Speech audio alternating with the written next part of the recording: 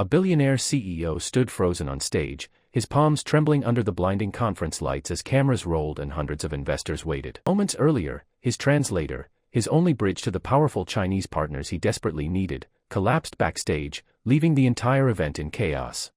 Whispers spread, phones lifted, reporters leaned forward, ready to devour a billionaire's public failure. The CEO's face drained of color. His billion-dollar deal was seconds from falling apart, his reputation hanging by a thread.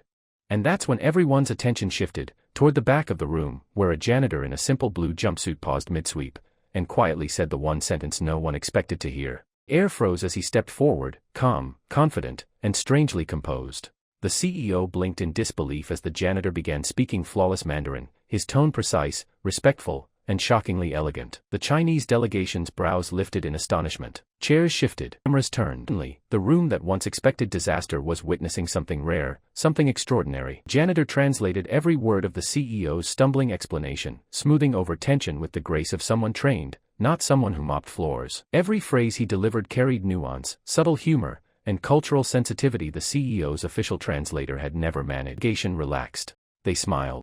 The CEO watched, baffled, as his janitor not only saved his deal but elevated it. Investors nodded, impressed. The energy shifted from panic to admiration.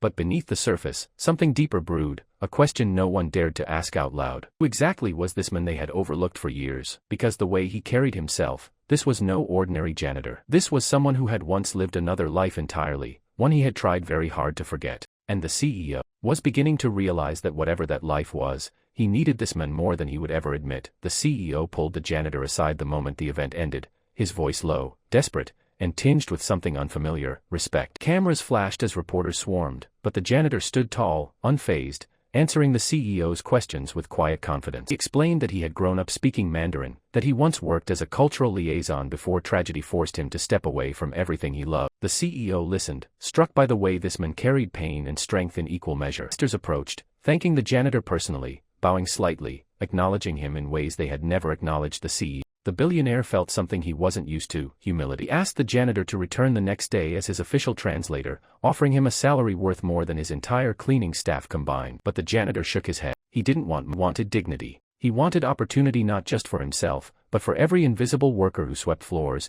emptied trash, and silently kept the empire functioning. His words hit the CEO harder than any business negotiation ever had. At night, the billionaire reviewed every department, every overlooked employee, every ignored suggestion. For the first time, he saw the kingdom he built through the eyes of the people who carried it on their backs. The next morning, the CEO made an announcement that shocked the entire corporation. He promoted the janitor, not just to translator, but to director of cultural relations, with authority, respect, and a team under him. Gasps filled the auditorium. Some managers scoffed, others applauded.